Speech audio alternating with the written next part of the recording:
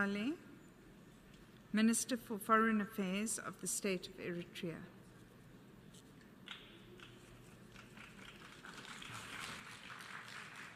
Thank you.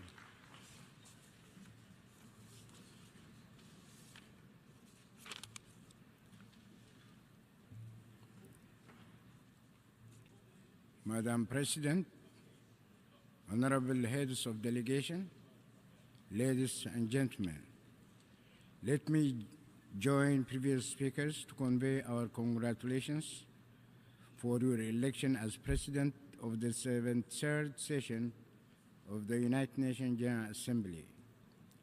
This forum provides annually a congenial platform for the member states to broach critical issues of international peace and security and their ramifications on national and human development. In this spirit, allow me to bring to the attention of this August Assembly key matters of paramount importance to my country and our region as a whole.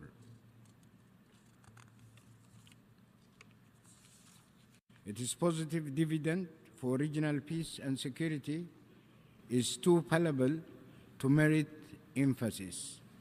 This is indeed attested by new frameworks of all-rounded cooperation that have been set in motion in the past 2 months or that are on the offing at the regional level.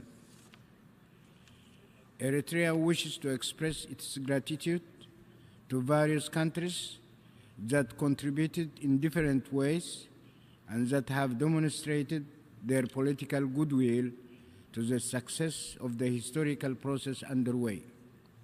Madam President, distinguished delegates, let me now revert to a perplexing injustice that has afflicted my country for almost a decade.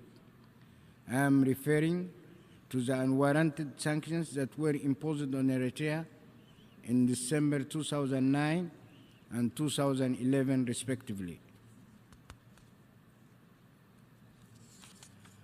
With positive winds of peace flowing in our region, several United Nations Security Council member states are these days calling for the immediate lifting of the deplorable sanctions. The diplomatic discourse is not, however, fully coherent. As it happens, some countries are looking for procedural and other pretexts and preconditions. The apparent aim is to move the goalpost and maintain the illegal sanctions on Eritrea. As an aggrieved party, which has stood for 9 long years on the receiving end of the miscarriage of justice, Eritrea cannot and will not plead for clemency or magnanimity. The people and government of Eritrea will continue to stand for their rights until justice is achieved and wrongs meted to them are redressed. Madam President, distinguished delegates, the transgressions perpetrated against Eritrea are, in many ways, symptomatic of the harvest and perverse power games that have primarily governed international relations in our contemporary times. The spiraling crisis, instability, wars, and conflicts that have and continue to rage in various parts of the world are inevitable consequences of the absence of justice. The attendant outcomes of international power imbalance, when the rule of law is suppressed and supplanted by the logic of force, when global power balance is compromised, the inevitable outcomes are intractable crises and escalating wars. It is against this disconcerting global backdrop that Eritrea was first victimized and targeted for unlawful and unfair sanctions on 23rd December 2009.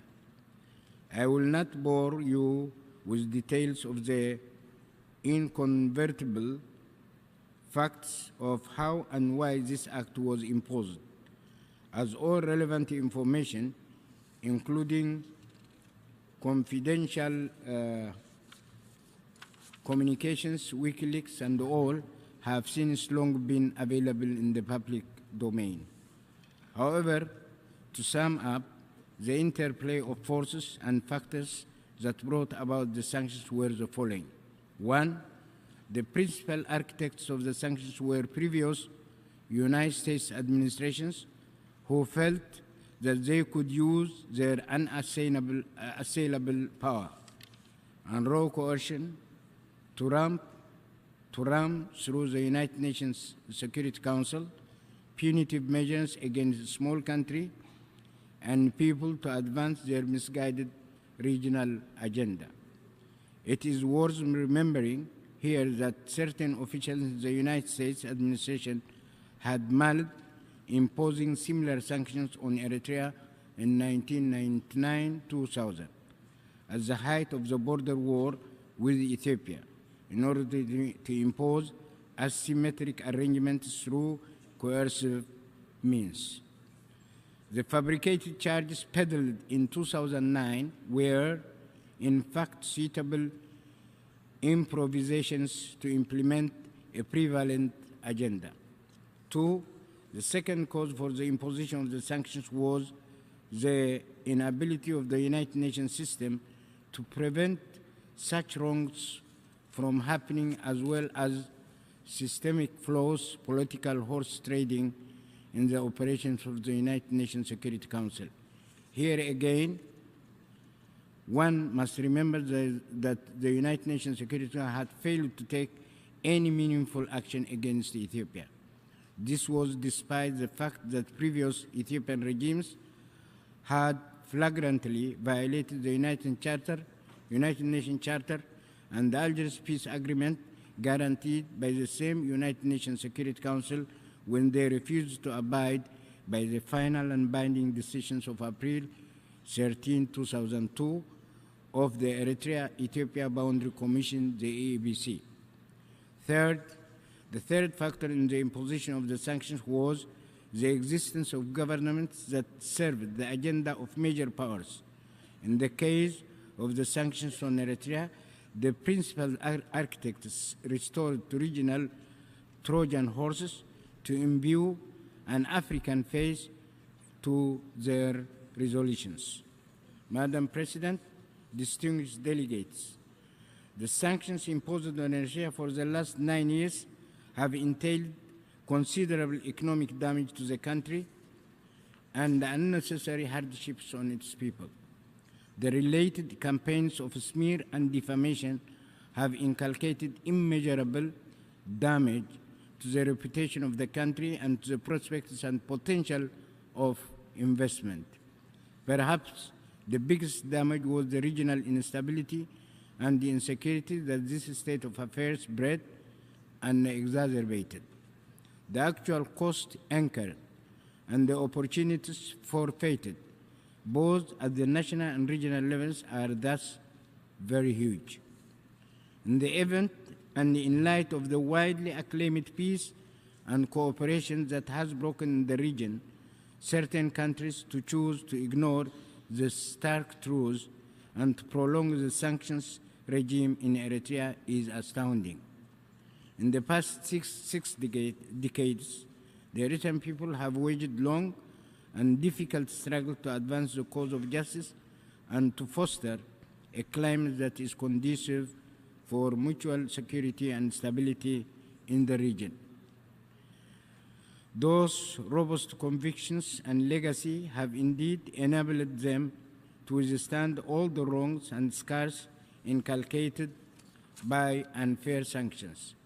Through characteristic resilience and hard toil, they have now vanquished the injustices perpetrated on them. In conclusion, as I stressed earlier, the people of Eritrea have not committed a crime or transgression that impels them to seek clemency. As such, they are not only calling for the immediate rescinding of the sanctions, but they are also asking and deserve amends for the damages incurred and the opportunities forfeited. I thank you very much.